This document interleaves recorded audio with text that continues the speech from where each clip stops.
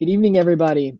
My name is E.R. Anderson. I'm the executive director of Karis Circle. Karis Circle is the nonprofit programming arm of Karis Books, and Karis Books is the South's oldest independent feminist bookstore. We are thrilled tonight to be here celebrating Radiant Rest with Tracee Stanley, the author, and Octavia Raheem, who is also the author of Gather, one of our favorite books of 2020. So we know this event is going to be wonderful and rejuvenating. So I'm just going to introduce both of our speakers, and then I'm going to get out of the way so that we can get to the heart of this really special conversation. I'm going to introduce Octavia first. So Octavia is a mother, author of Gather, yoga teacher, and founder of Starshine and Clay, online yoga and meditation studio for Black women and women of color. Octavia is a deep listener and a truth teller. She is a gatherer and space holder for rest and awakening. As a teacher and leader, she has the skill of hearing beneath the surface for what isn't being said, yet needs to. She guides us towards resonance and connection, even when the truths we witness, hear, and encounter vary from our own.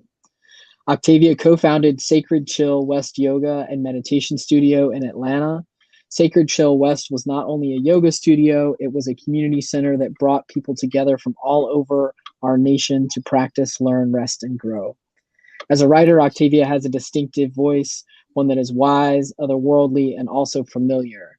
Her teaching is grounded in her roots and real-life experience as a Southern Black American woman, learning to love herself as well as center her well-being and transformation via yoga, rest, meditation, and yoga nidra. Her teachings are a glowing fire that everyone can gather around. So welcome, Octavia. We are thrilled to have you with us. We have discussed in the green room how Gather has been a blessing to so many. So this is very special for that reason as well. But the book we are centering tonight and really celebrating is Tracee Stanley's book. Tracee is an author and radiance advocate on a mission to help people explore their birthright to deep rest and awakened clarity that comes from the spiritual practice of Yoga Nidra. She is the author of Radiant Rest, Yoga Nidra for Deep Relaxation and Awakened Clarity. It's published by Shambhala Press. Tracee also hosts the Radiant Rest podcast, where audiences join her for spacious conversations and a deeper dive into the practices that lead to deep rest and all the treasures that come from being rested. As a lineaged teacher with over 20 years of experience, Tracee shares ancient teachings sourced from years of study in the tradition of the Himalayan masters, Sri Vidya, and Tantra. It is her passion to create and hold space to transform, inspire, and empower, utilizing the practices of Yoga Nidra, self-inquiry, perfect sankalpa, meditation, kriya, mantra, and sacred movement.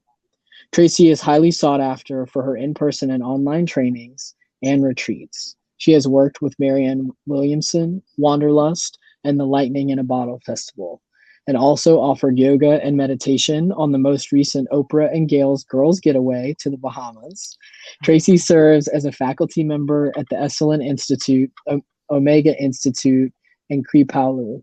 She is the founder of the Sankalpa Shakti Yoga School and the co-founder of Empowered Wisdom Yoga Nidra Training School. As former model and filmmaker, Tracee has produced over 35 films. Her wish is for everyone to have access to the practice of Yoga Nidra to support and nurture them in their life. So welcome to you. We are so thrilled to have you. Thank you. Thank you. We are thrilled to have everyone in the audience, and I'm glad to see folks are already shouting out, letting us know what's going on, where you're watching from. We want you to please make yourself at home. I'm trusting that you are already wearing your comfortable clothes so that you can ease into this event with us. But if not, you have time. And I want to just let you know at any point, if you would like to ask a question, please just click this Ask a Question button. We would love to have community questions and community dialogue as a part of this. So I'm going to get out of the way, and thank you so much for being here. Thank you. Hello. Hello. Hello.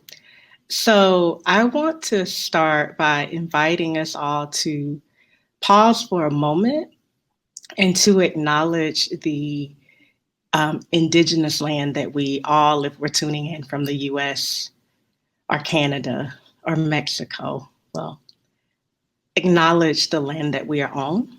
You may know who was here before. You may not know, but wherever you are tuning in from, just take a moment to realize that there's ground or land beneath you. And to tune into that vibration and to offer gratitude, remembrance, acknowledgement that someone was here before.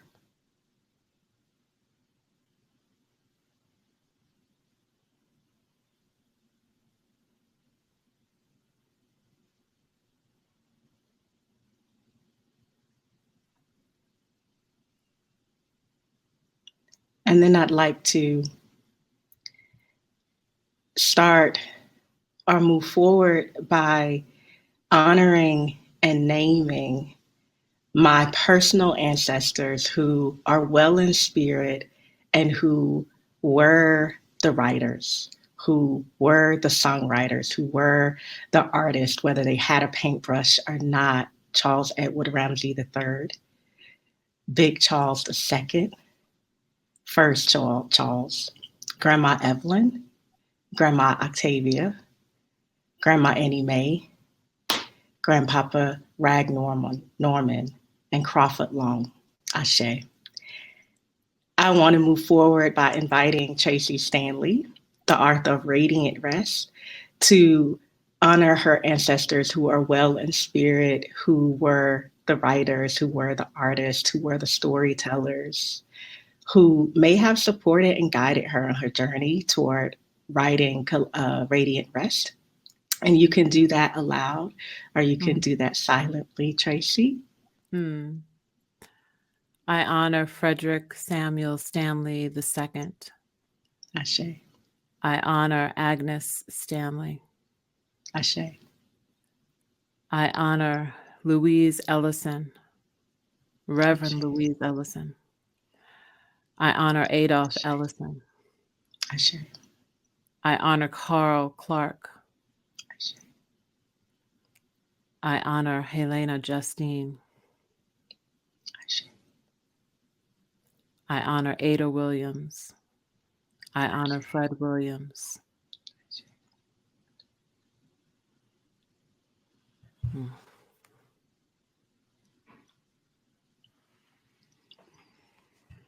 And then wherever you are tuning in from, I also want to move forward and ground into this present moment as well by acknowledging and honoring our collective ancestors who are well in spirit, the Lucille Cliftons, the Toni Morrisons, the Ntozake Shanjays, the writers, the storytellers, the poets whose shoulders we stand upon, whose hand guides our pen as we write. And so those of you tuning in, I invite you to honor your personal and collective ancestors who are the keepers of our stories.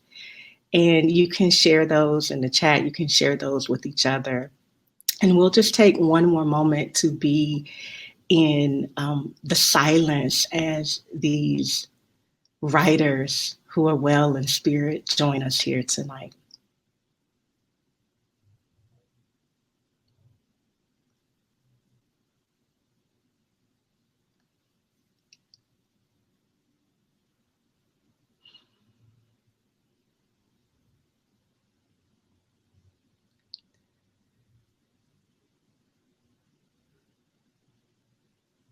Ashe, Ashe, Ashe, yo. Tracee, it's so nice to be here with you. Nice is an understatement. I'm so happy. I'm so happy to be here with you doing this to celebrate Radiant Rest. Thank you so much. I thank all of your ancestors. I think everything that is conspired in the universe to bring this work forward, because it's it's the exact work we need right now. It's the exact word, how the word is on time. Your word is on time, Sister Tracee, right? And so a part of Radiant Rest that really stood out to me and resonated deeply is the householder's prayer. And I was wondering if you could start us off by just sharing that prayer with us. Yes. And if you're at home and you have the book, it's page 73. So the householder's prayer. The altar is in my heart. The sun and the moon are my gurus. I trust the earth to support me. Each time I close my eyes, I enter the void. My heart is the portal to my sacred cave. I whisper the names of the divine as I prepare my meals. I notice the flow of my beloved's breath as they fall asleep, and I synchronize my breath to the flow of love. I place a blessing in the pause between the breaths.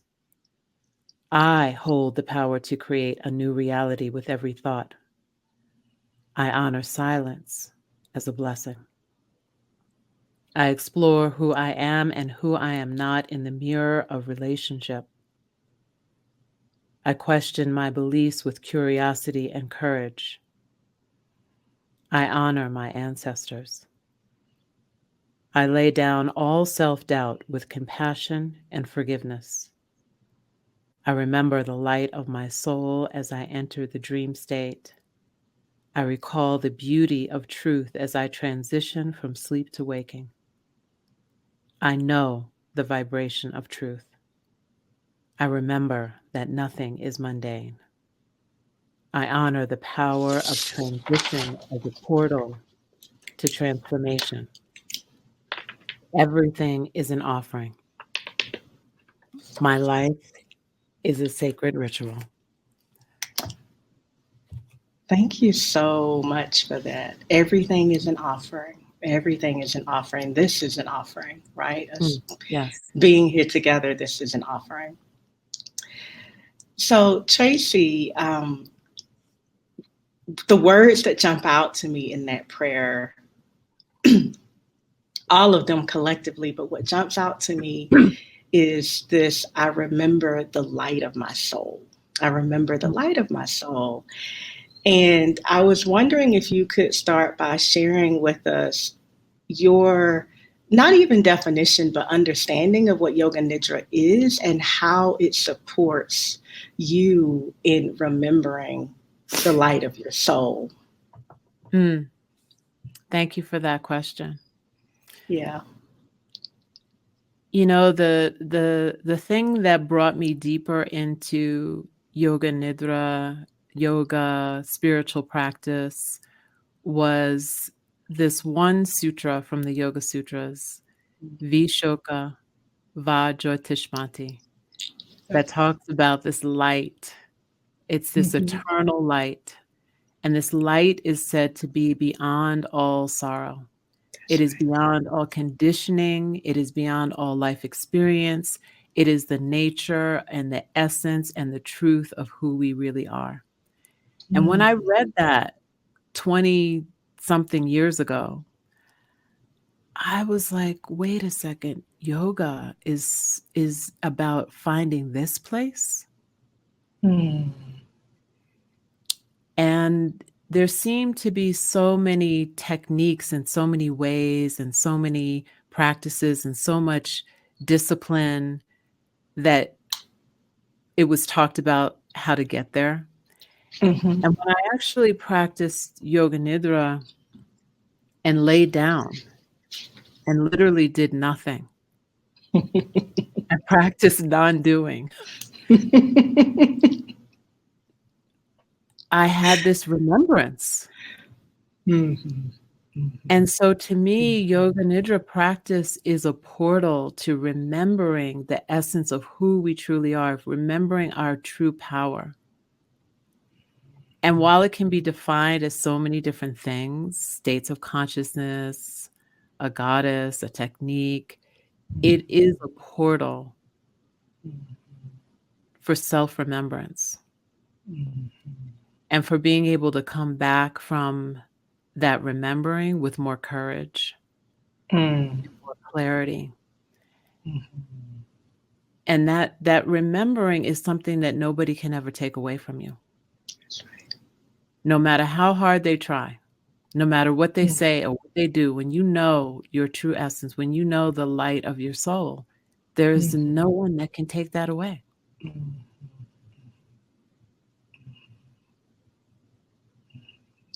It reminds me of two songs from my very gospel-y childhood upbringing, which is "This Little Light of Mine, I'm Gonna Let It Shine."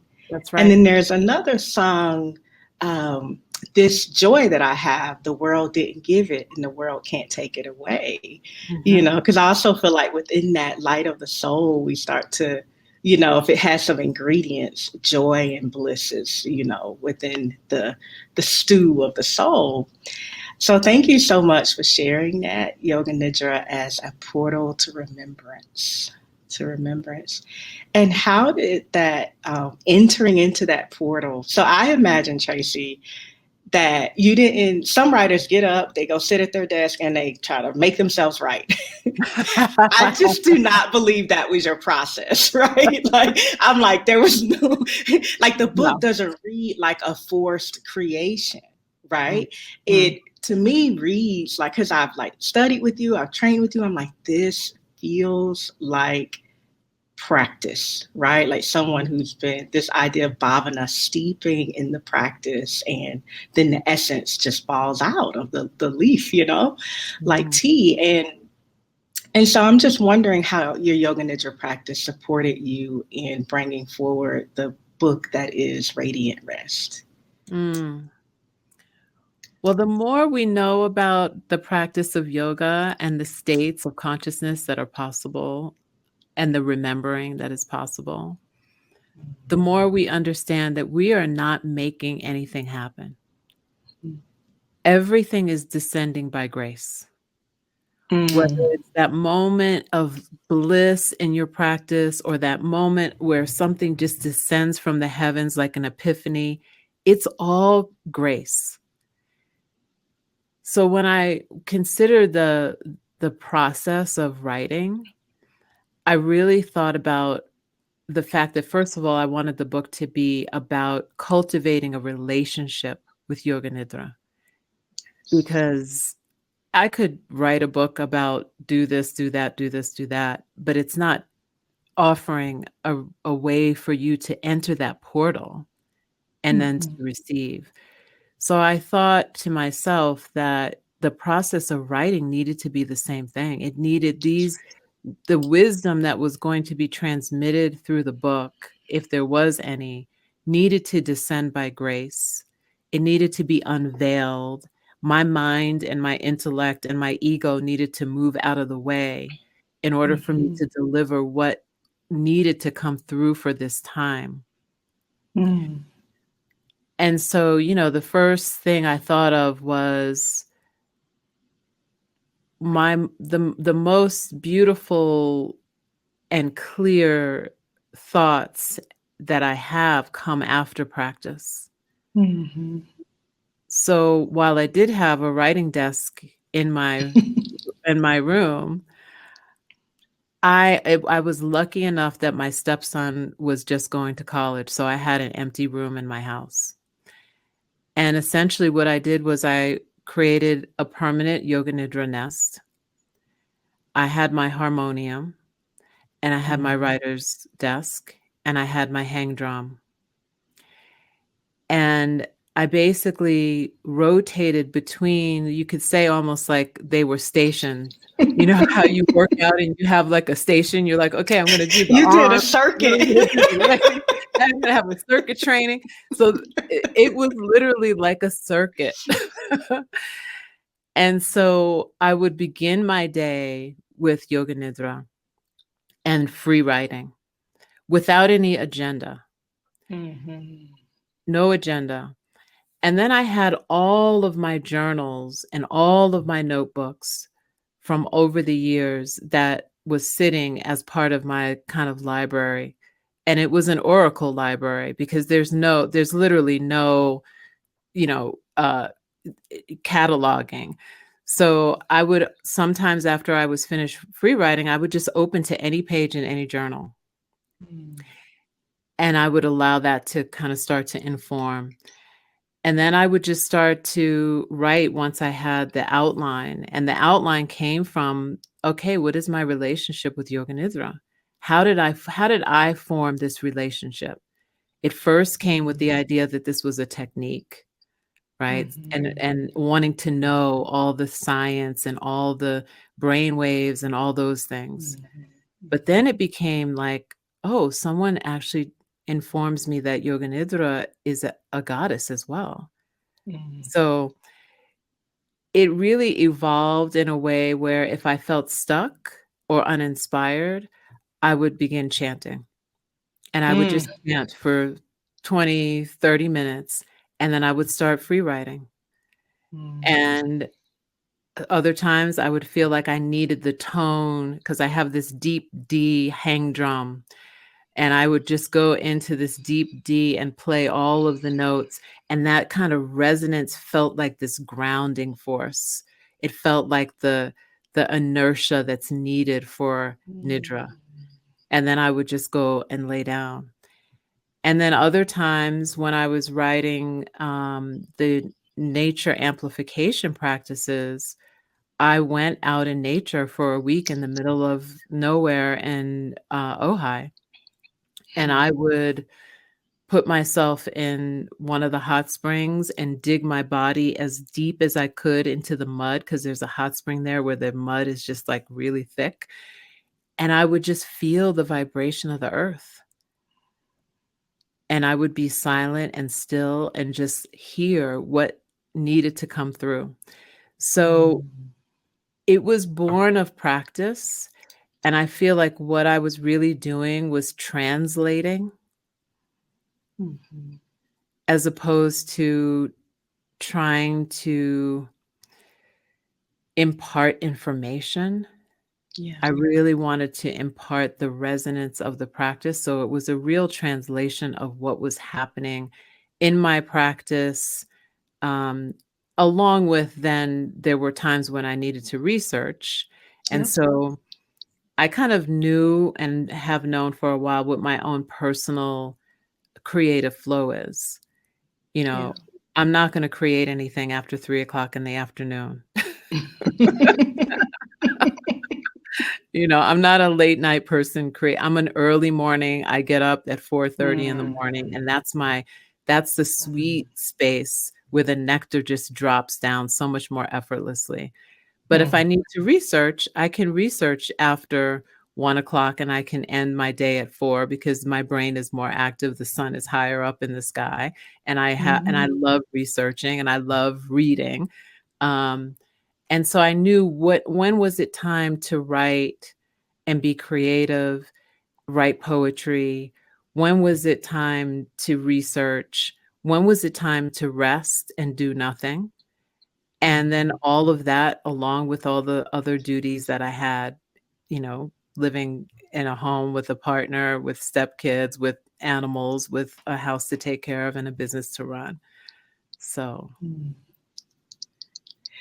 that's like the perfect segue, Tracee. Into my next question was just, what's a householder? So in your book, or just how do you define the householder? And I love that you have this whole section devoted to the householder. Because, honey, 2020, 2021, who's not a householder?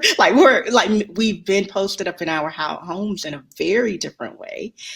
And the second part of the question is, as a householder living through multiple pandemics with a family, with all the things going on, with your own personal transitions that might be forward facing or not, what rituals supported you through the last year? So the thing that is not lost upon me is that you were writing this book, you were birthing this book amidst 3 pandemics. This book about radiance and rest and grace and remembrance during this time where it kind of felt like all hell was breaking loose. You're writing about the celestial realm, right? Like, which feels timely to me, but I'm just wondering what rituals as a householder, because you didn't go away on some retreat and write. You wrote in the midst of your life, but then in the midst of life within multiple pandemics. So could you share with us what rituals, what's a householder to you, and then what rituals supported you in bringing this piece of work forward despite everything that was going on? Thank you for asking that. Yeah. So the householder concept kind of comes from the Hindu tradition, where they break life down into 4 different categories. The first stage of life is the student. It's like when you're learning, right? You're receiving information, and then you graduate from wherever that education is, and then you move into the householder. And then the next phase is the forest dweller, right? Where you start to say, okay, I'm moving into retirement. I'm going to be in the mountains somewhere. And then the next stage is sannyasin, where you become a complete renunciate. You give up all your possessions and you just devote your life to God, right? Or goddess or spirit or source, however you want to describe that. And so, my life has been one always of being a householder. And a householder to me is someone who has responsibilities. You have people who are counting on you. You have children, you have pets, you have elderly parents, you have a job.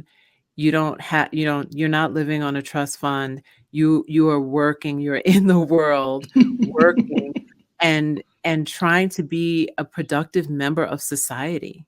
Right? You recognize that that you're part of a community, you're part of a family, that you have accountability.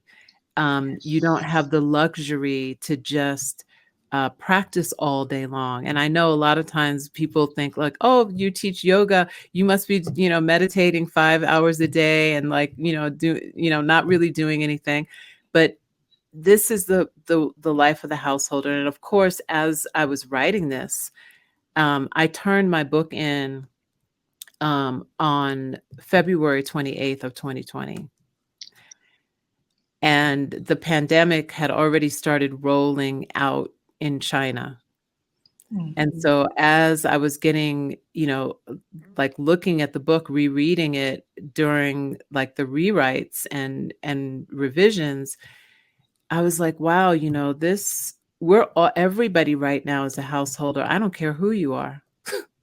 You're now all of a sudden, you are the house cleaner, you are the cook, you are the school teacher, you are, everything. You're caring for your parents, you're the caretaker, whatever those things are, and there's no escape from it.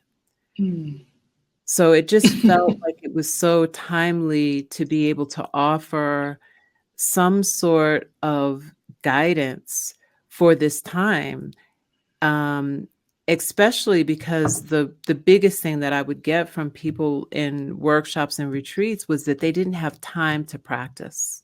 And so the one thing that I would tell people was that let's reframe what this idea of practice looks like, because we've been sold a bag of goods from whomever decided to commodify yoga, that at a yoga studio, you have to practice for an hour and a half, right? So somebody set up that model and we all followed it. It's like, okay, it's 90 minutes. Without question, right? Without questioning who said, and it's only to justify the amount of money that someone's charging for a class.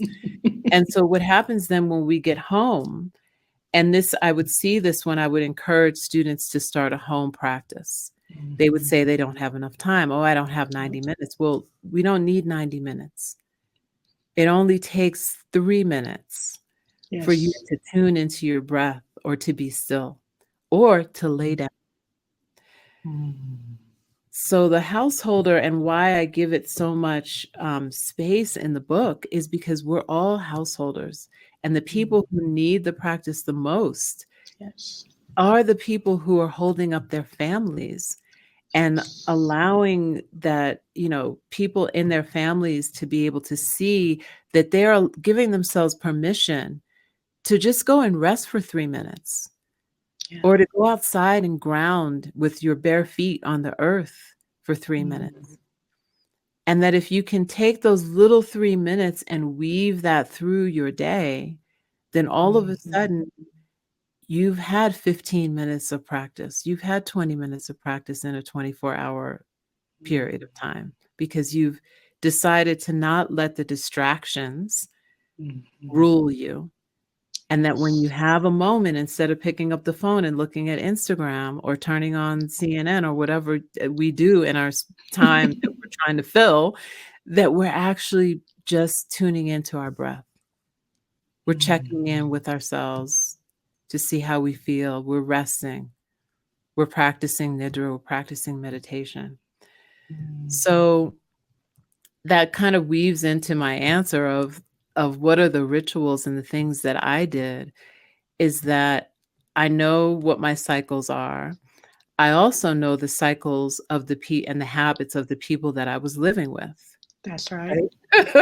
And so I know. Which you can't change, right? Why fight against that?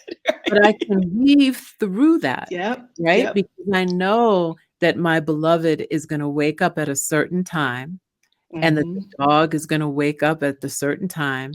And if I want to have a few hours of peace to myself, I'm going to get up earlier.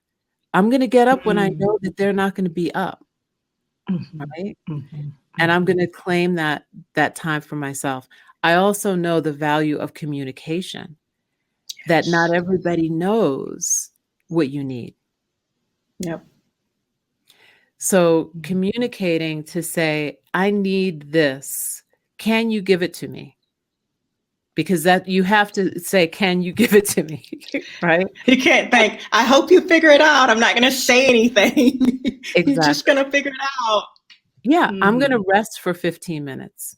Can you protect my space so that I can rest? And when I say protect my space, this is what I mean. Can you be quiet?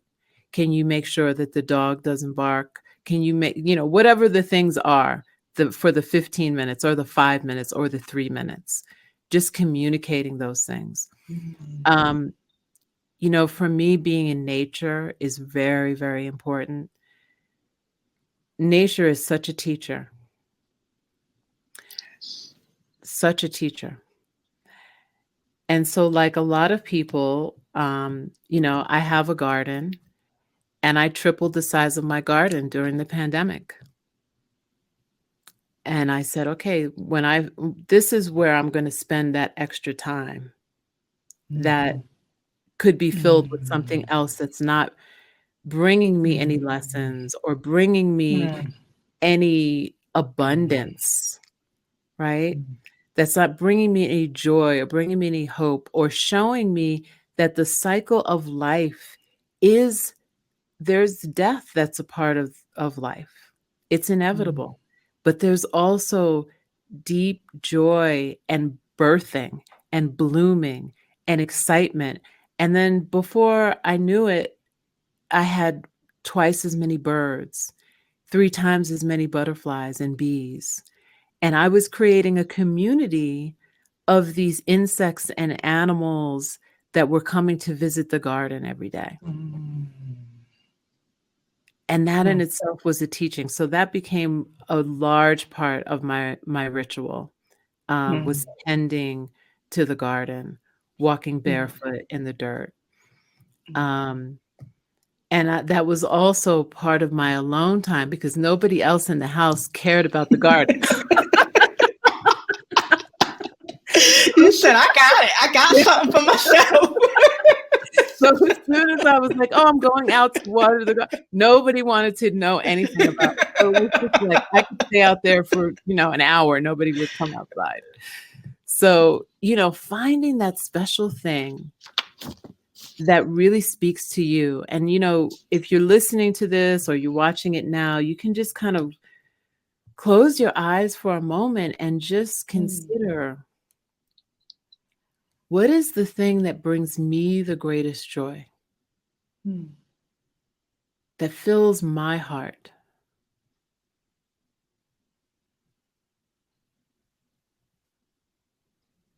And how can you make that a ritual in your life? How can you bring more of that ritual into your life, whether it's cooking, whether it's gardening, whether it's singing, whether it's praying?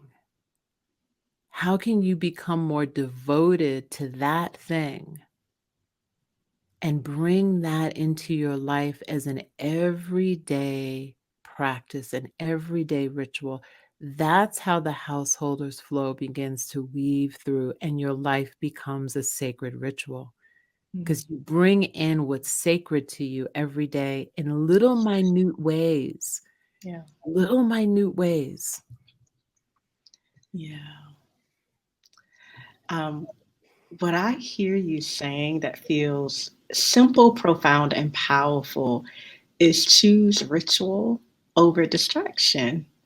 Like choose ritual. And ritual's not, I think sometimes people go, I gotta light the candles, I gotta burn all the sage, I have to do all of these things. You named none of that. You said, Yeah. I go out, you said, I go outside. Yeah. I get up early. I don't resist the rhythms within my house or the rhythms within, because we could get into fighting with people. I want you to do this now. Well, for 20 years that has been like that, right? You know, and so, but I do hear you saying choose your ritual over distraction, which takes practice, but that's the beauty of the ritual. We get to the ritual is the remedy, right? I have a friend who always says that, and it's just like we get to choose it every day. We get to choose every hour. We get to choose. Yeah. And let's not be mistaken. Your distraction is also a ritual. Yes. You have ritualized it. Yeah. It's just one that's not serving you.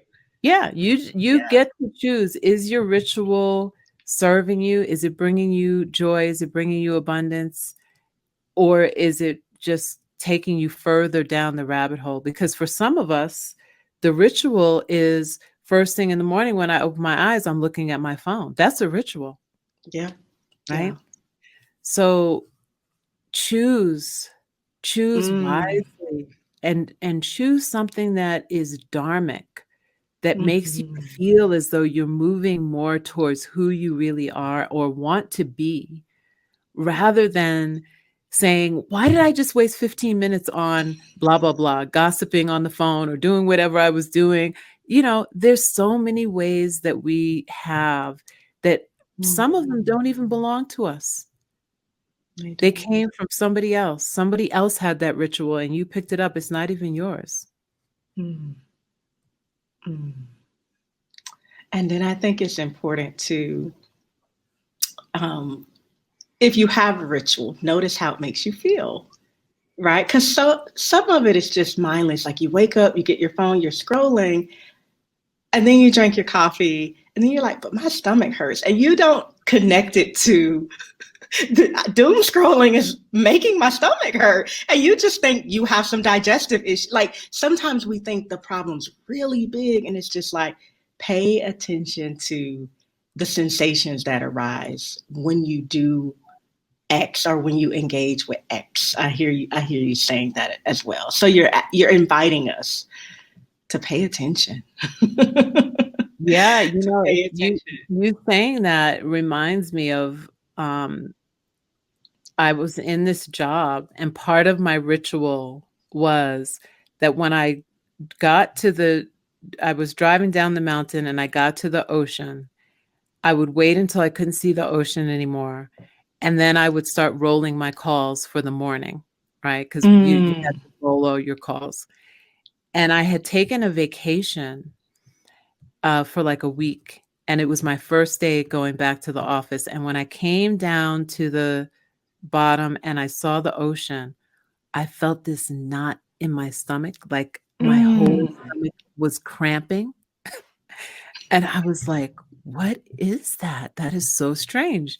I'm going to notice the next day. The next day, the same exact thing happened. And I said, okay, I have to really look at this job is doing something to me that I hadn't noticed before. But the space of the vacation gave me the space to be able to really notice it. And so the ritual was, I'm going to start rolling calls, but do I really want to talk to these people? No. Well, I have to change something.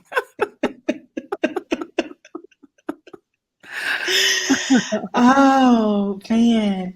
I just have one more question, and then we can see if people have questions. And I do want people at home to know that we have a practice for you coming up, which is really, really exciting. And I think you've answered this, Tracee, but maybe you have more you can share. Who or what guided you in bringing forward radiant rest beyond the goddess, right? Yoga Nidra. Because in my writing process, sometimes I'm like, someone speaking to me, or I feel the presence of some of those that I named, or, or I purposefully invoke support from someone or something to support my writing. And I'm just wondering, what were some of those entities or things for you? Well, my father, Frederick Yes. Samuel Stanley II, I felt his presence guiding to say, as he always did, you are capable of doing anything you put your mind to. So this is not like a question of, can I do it? It's a question of, yes, you can do it. And it's how are you going to do it? How are you going to listen? And then my Nana, Reverend Louise Ellison. She was the first person that I ever saw holding space and speaking truth and bringing people to tears and having people fall out. Yes, honey. Playing in the spirits.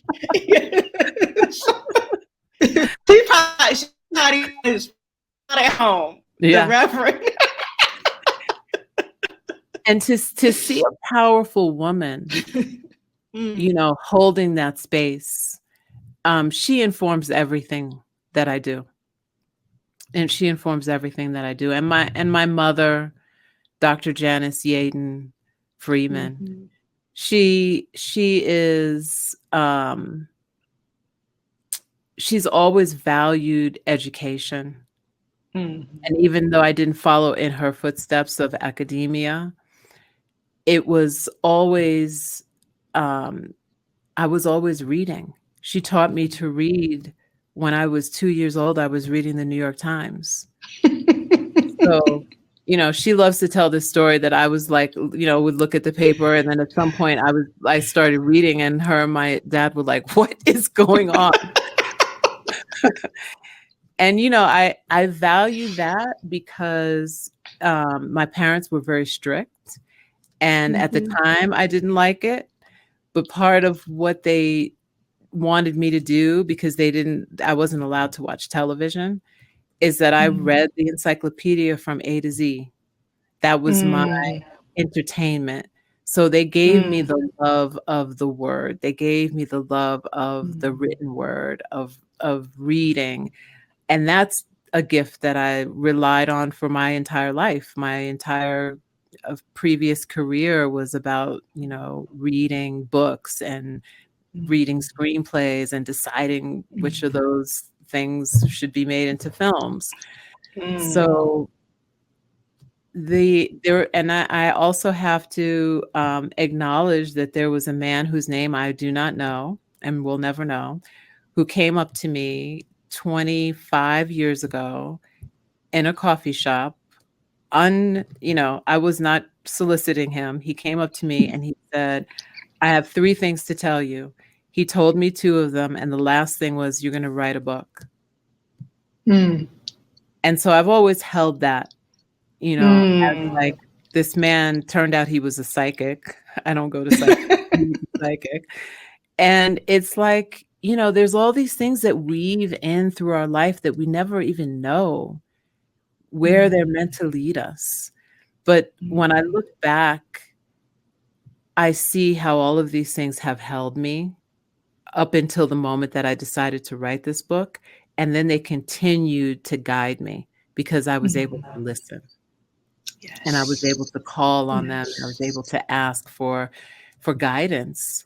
And grace descended. Yeah. I hear you saying that through your grace descended, but I hear a container being constructed of your devotion Yeah. that allowed space. I hear you saying that we can get a myriad of signs every day. We can like pray for signs and they go, not that one, I don't want that one. Right? But I hear you saying, I listened. It takes courage to listen. And earlier in this conversation, you said that when we return from the portal or resting with the goddess Nidra, or just from resting, that rest allows us to, if we want to, step back into the flow of life with more courage. And so it just sounds like that's what you did. You listened and you acted with courage. And thank you for doing that, because this is why we have Radiant Rest. Like you could have had all those signposts, all those messages, and you could have just ignored them or doubted yourself, or told yourself you didn't have time, and you brought it forward. So thank you, Tracee. Thank you. Thank you for acknowledging that. Yes. Thank you. Yeah. Do you want to take some questions, Tracee? Yeah, let's take some questions. Let's look. Let's see. We can also just keep talking. Yeah. About all the things. Yeah. Well, you know what I will say, because you talked about the container, and it reminds me of the map of the mind. Yes. Talk about the map of the mind. Yeah. Yes, ma'am. And I wish I could draw it, but we get our information through the senses, through the 5 senses, right? That's right. And then we have this place of the storehouse of memories, and we try to go searching in the storehouse of memories to make sense of what it is that we're getting, right? What we're seeing, what we're hearing, what we're tasting, smelling. Or we go into this place of ahamkara, the ego, because the ego knows, right? And we're just bouncing back and forth between the storehouse of memories and the ego, and we're just going round and round and round and round. And we actually forget in a circle or figure eight, something. And then we forget that there's something over here, which is the light of discernment. It's called buddhi. It's the light of discernment. Yeah. And just beyond that light of discernment is source. And so part of practice is, first of all, remembering that there is something such as source. And that we can just turn our face towards the light. That's right. And that light of discernment is that pause, is that listening, is the moving away from distraction, because distraction is in between the ego and the storehouse of memories, because it's familiar, right? The courage that you talked about is the turning of the face. Let me see what's here. What is here in the light? And what's in the light is the remembrance of your radiance. That's right. The remembrance of who you are. All the lies and the social constructs and the thought constructs and the misperceptions and the ignorance is in here. And it's not to say that we don't store information that is helpful for us. The stove is hot. Yes. But when we stay in that place and we don't have any tools to turn and move into some other subtle vibration of knowing, then we're really stuck. We become heavy.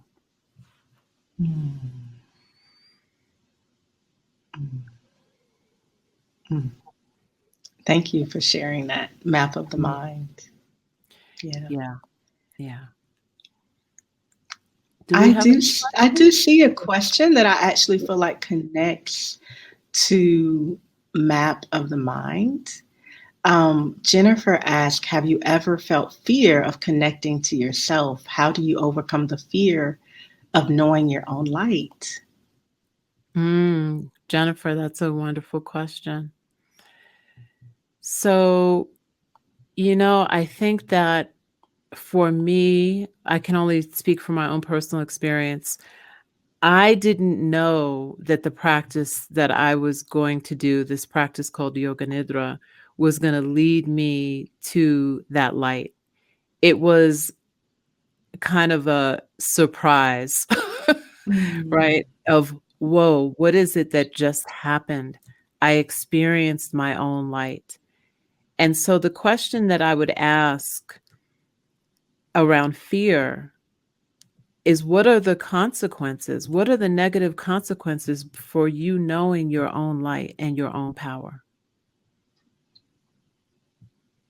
And then living in that light and in that power.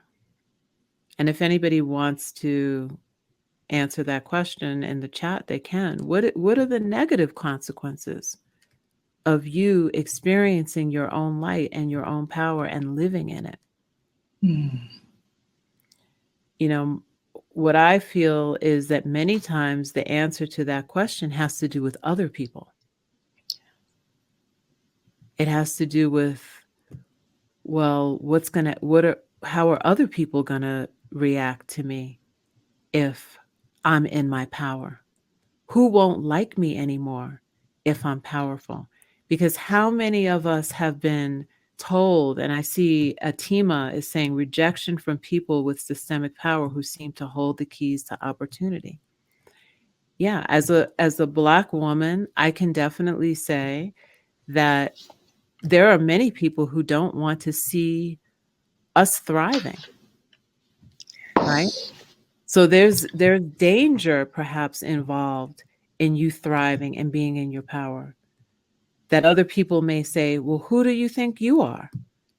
Because I'm comfortable being small. If I see you being big, that makes me uncomfortable, and I have to do something to make sure you know that you should stay in your place, right?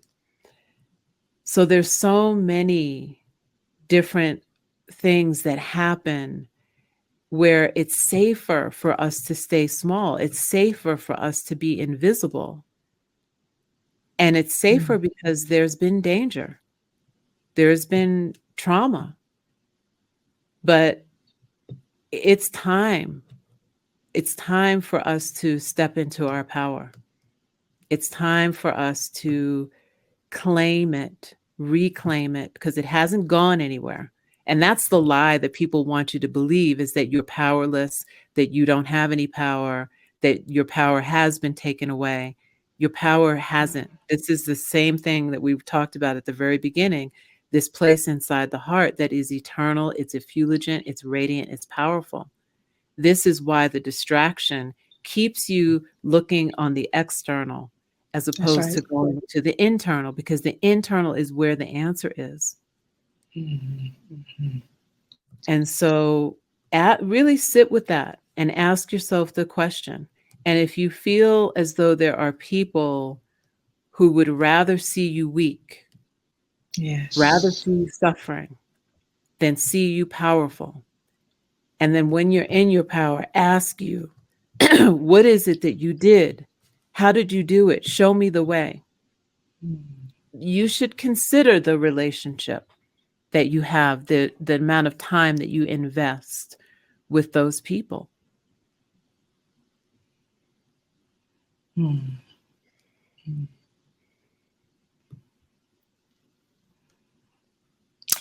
I hear you just saying, turn your face toward Booty, right? That's right.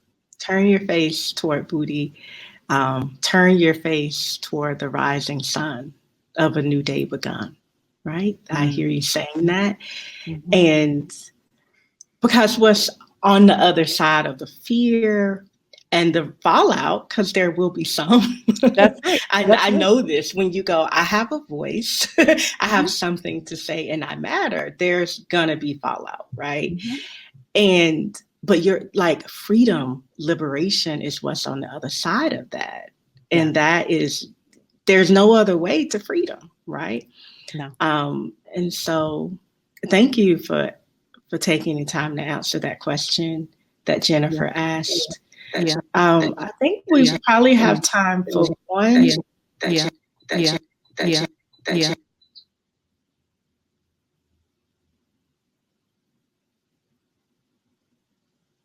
We'll get her back. Don't worry. Okay. So I think we have time when she does come back before practice for one more question. Yes. And here I am again. Can you hear me? We can hear you, Tracee. Welcome back. I started having the echo, like, you know, when the DJ's like scratching. I was like, hey, okay, but that's not nice. That's not cool, because we're on this live thing. I was like, DJ, run it back. What's happening? So I was saying we have one more question, I think. You want to take one more question before we have the announcement and practice? Okay. Yeah, let's do one more. So Dr. Poetry says, you mentioned your parents were strict. What impact did that have on your own freedom and not being in control? And what do you do for play and pleasure? I love that question. I love that question. So interestingly enough, yes, my parents were very strict, and I definitely felt like I did not have any freedom whatsoever, because I wasn't allowed to go out. Wasn't allowed to have friends over, wasn't allowed to watch television, wasn't allowed to, you name it. The only place I was going was to church. That was it, like, other than school. So what it actually allowed me to do, though, is to cultivate the superpower of listening. It really allowed me to not only cultivate listening, but to learn from other people's mistakes and from other people's, experiences, because I was hearing all the things that were going on.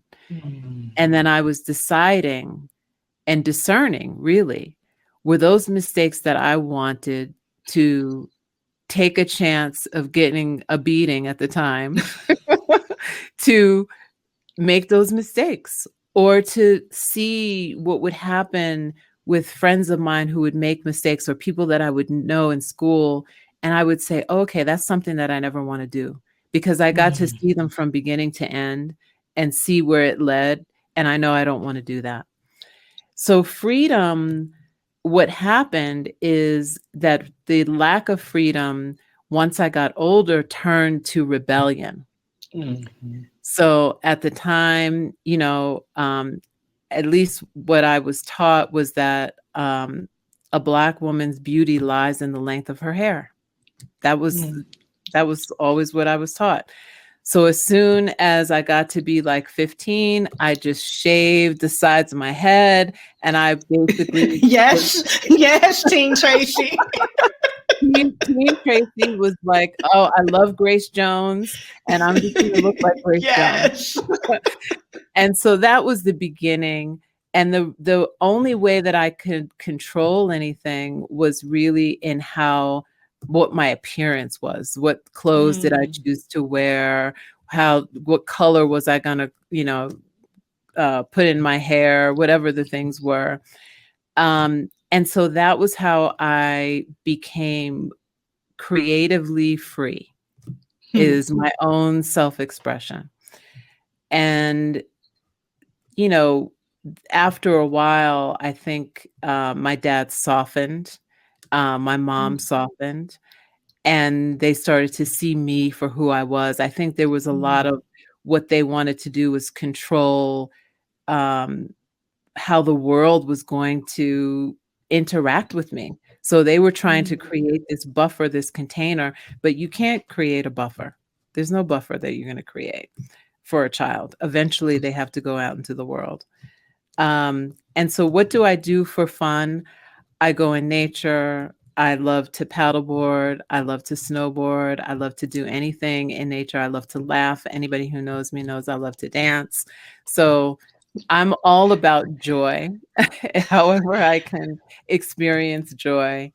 Um, and I'm actually grateful for having a strict upbringing because it gave me a lot of the superpowers of listening, of intuition, of knowing that I can be both big and I can be small, and knowing when to do those things. So thank you for asking that question. Yeah, thank you, Tracee. Thank you. I had a strict upbringing too. And it for me, that I heard you say, like, it sharpens, like you just kind of watch the world.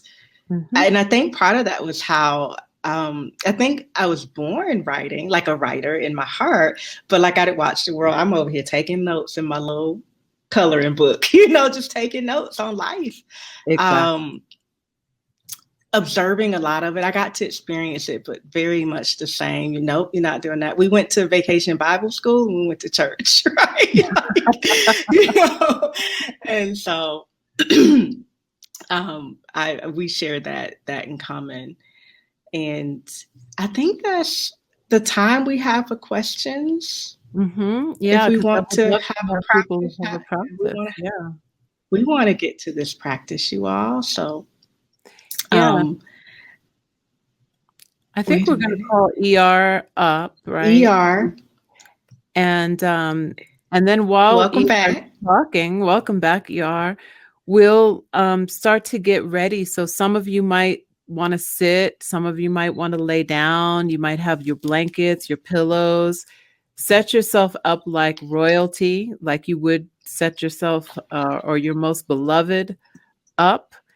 And we'll let ER take the helm. But what I do want to let people know is that after the practice, we're just going to ease pretty much out of the space so you can continue resting if you want. So really set yourself up like you're going to rest after this is over, or even go to sleep, depending on what your time zone is. Yes. So I'm coming in now so that you can just ease on out without disruption. So first of all, thank you to everyone for being here. We really appreciate it. As the South's oldest independent feminist bookstore, it really helps us when you buy event books directly from us. So the link to do that is right at the bottom of your screen. This teal link takes you to buy Radiant Rest directly from Karis. You can also buy Gather by Octavia Raheem from Karis if you have not already. If you don't know, Gather has been one of our Karis bestsellers for all of 2020 and half of 2021 so far. So thank you to the community for making that a bestseller for us. We love to have local folks become bestsellers. It is a real gift. So thank you to you all. It's very special. The other thing is Karis is a nonprofit, and so the support for that work, any level, really means a lot to us. $1, $5, $10, it all really does help and allows us to pay for this platform and do many special things, including support groups and things like that. And once upon a time, when we were in physical space, it allowed us to help pay for our yoga class that we did on Sundays. So we do look forward to getting back into physical space and getting to do some of those things together. The last thing I'll say is I'll be adding captions to this recording and putting it on YouTube. So if you know of more folks who would like to experience this, who weren't able to join us tonight, or who need it in a more accessible format, just be on the lookout. You'll be getting an email wherever you registered for this event, letting you know that that is live and available. So thank you all so much for being with us tonight. Enjoy your rest. Thank you, ER. Appreciate you. So as we're starting to get into the space of resting, just feel as though you can move at half speed, because the world wants you to rush. We don't want you to rush. we want you to just be able to relax. So move at half speed, and if you have a yoga mat, you can place a blanket, folded blanket for some extra support on top of that yoga mat. You can bring a pillow for your head, bolster, or a couch cushion for underneath your knees. Make sure you're warm enough. If you know that you're going to be resting or maybe even going to sleep after this practice, feel free to do the practice on your bed with your blankets, your eye pillow, or a scarf over your eyes. If laying down on your back doesn't feel comfortable and you want to do this practice in a chair, you can do this practice in a chair, reclined.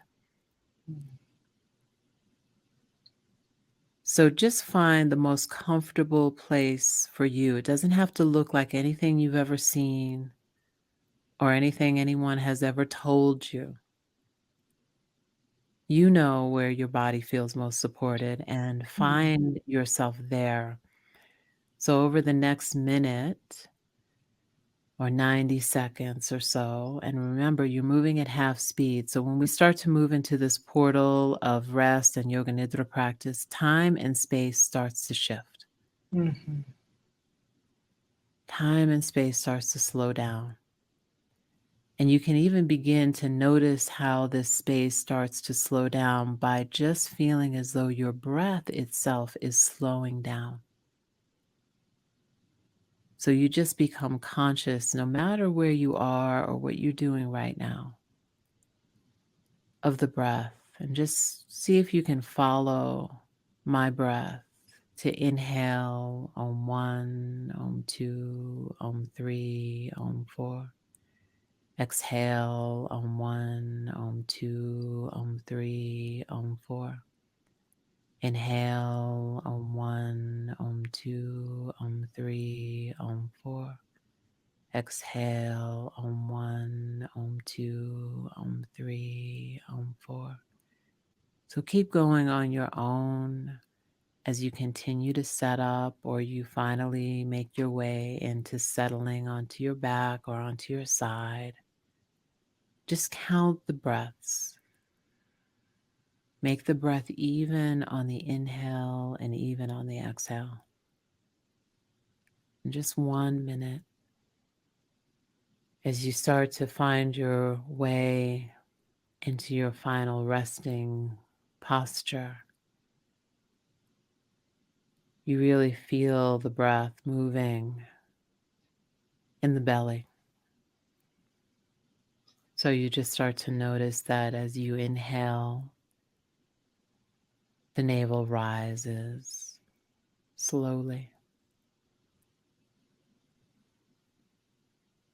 And as you exhale, the navel falls.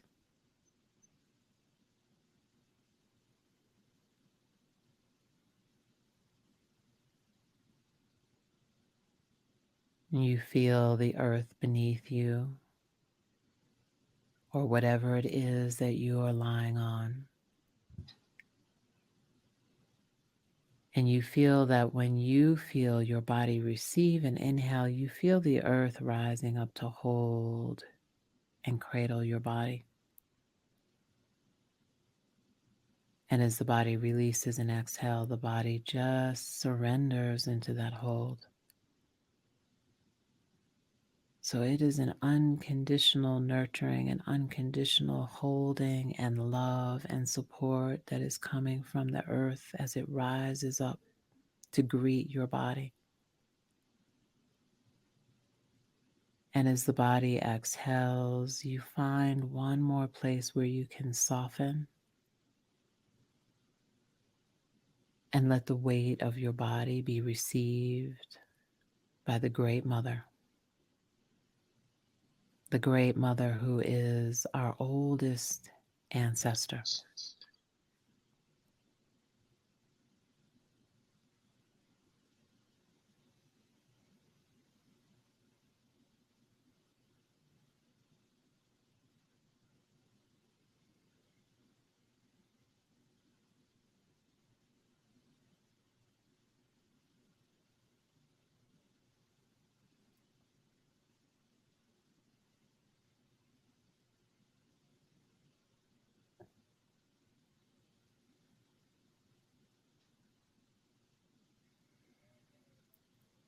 Now just feel into the space that your body is occupying, from the tip of your toes to the top of your head.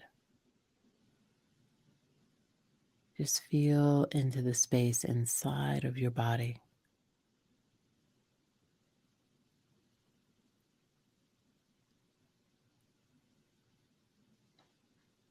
And then bring your awareness to the space outside of your body. And feel as though you could draw a circle of protective light around your body.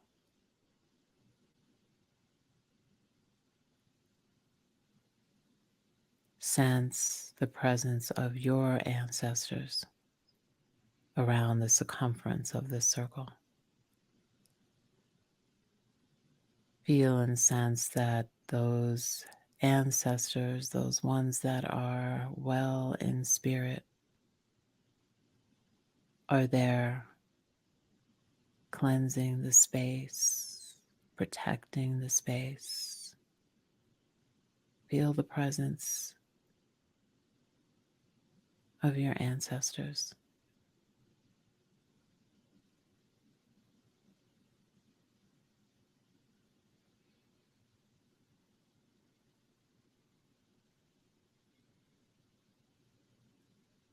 And then draw one more circle around that circle.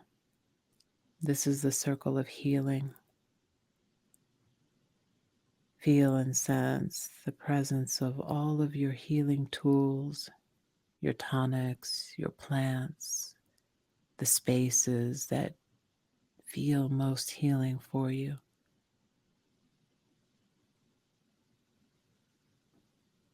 Feel and sense all of the healing tools and healing wisdom around the circumference of this second circle.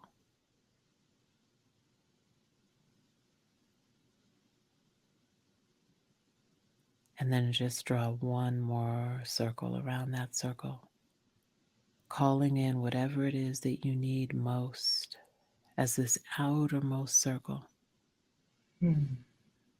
this outermost circle of protection. Call it in. You may see it as an image or a word or even a song. And then feel yourself inside the center of these three circles. Feeling the earth beneath you rising up and holding you, protected. Just be there for the next 2 minutes, letting go, surrendering inside of these three circles of protection.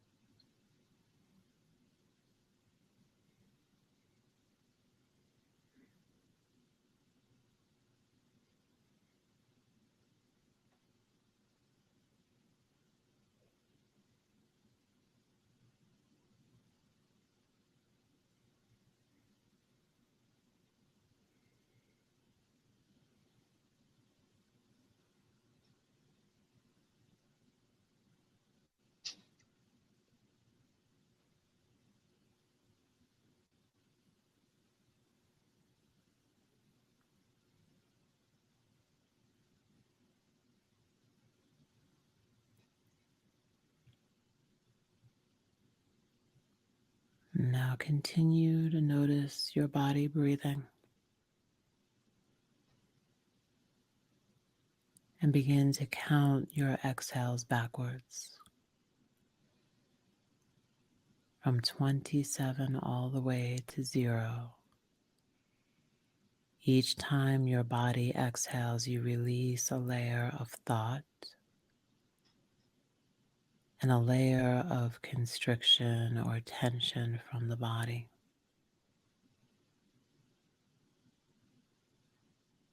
until you get to 0, where the mind and the body feel completely free. If you lose your place in the counting, just start back again at 27.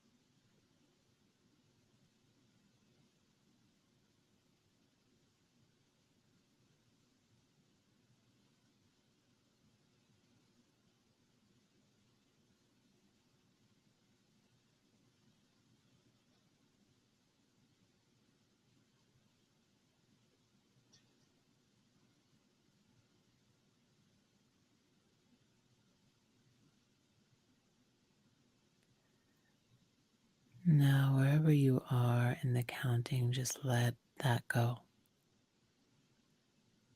Let go of breathing from your personality. And remember that part of you that was there when the universe was created.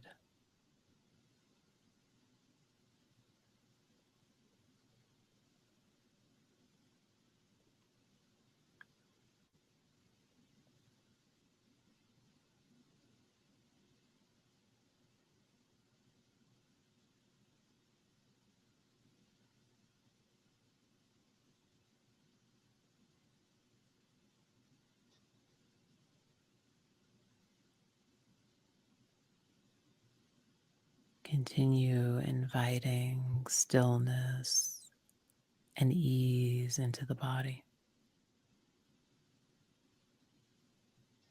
Feel the toes relax.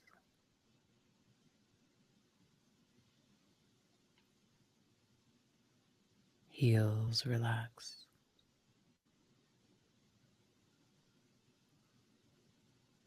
Legs relax.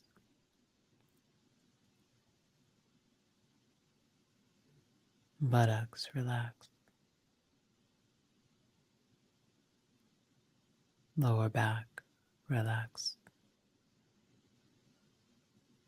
Spine relax. Shoulders relax.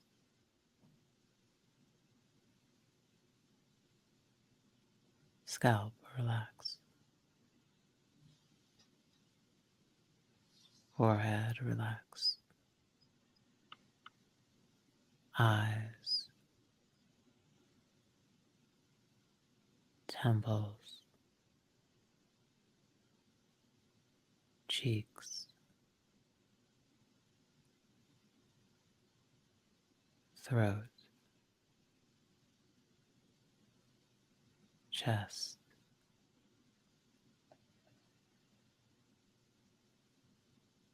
belly,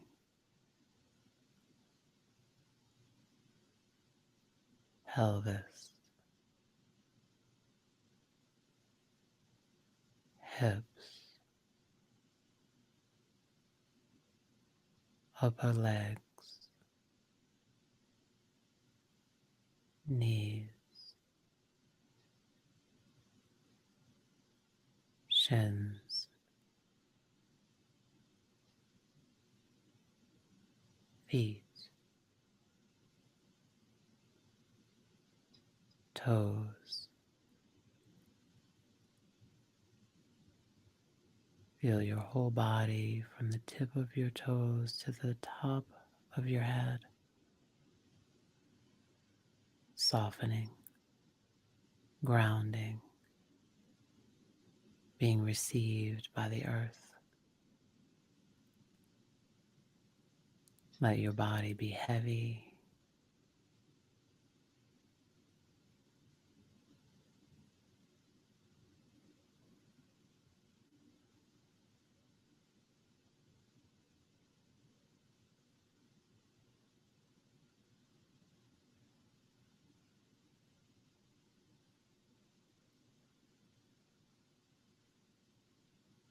As you feel the heaviness of the body, feel all of the places in your body that are touching the earth. Feel the kiss between your body and the earth. Feel the embrace, the love of the earth, holding you, supporting you, honoring you. Feel how the earth has always been devoted to you and to your support and to your thriving. Let her hold you.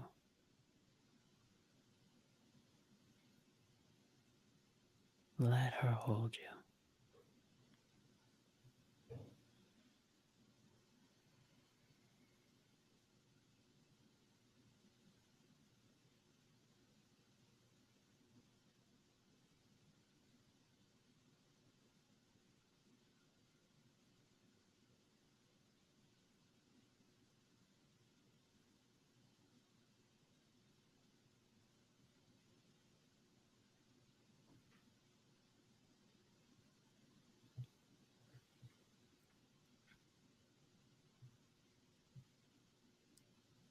As you allow yourself to continue to be held, just bring your awareness to the center of the chest at the spiritual heart center.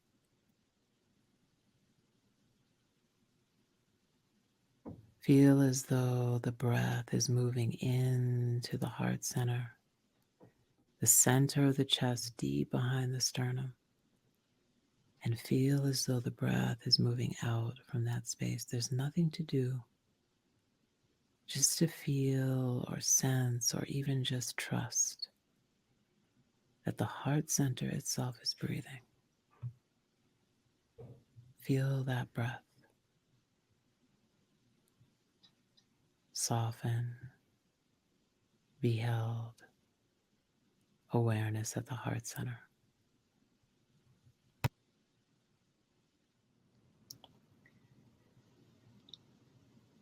Just begin to remember that you have a body.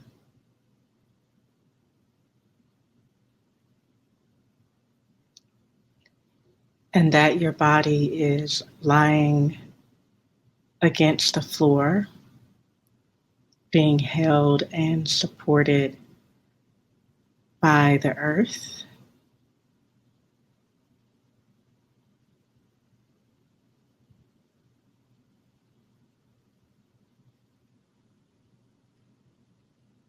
As you remember that you have a body, remember your breath.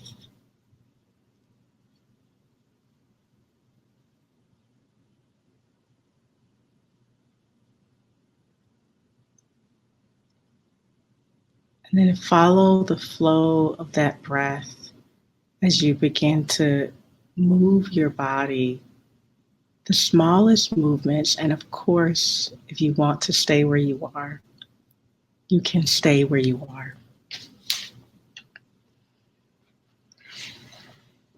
If you're moving, follow your breath and roll onto your favorite side.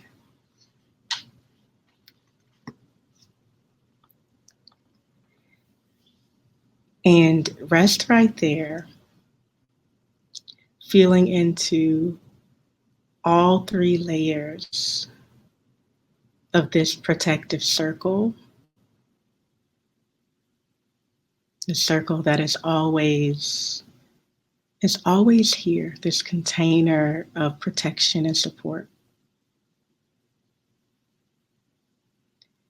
And as you rest right here, we remember our collective ancestors who are well in spirit.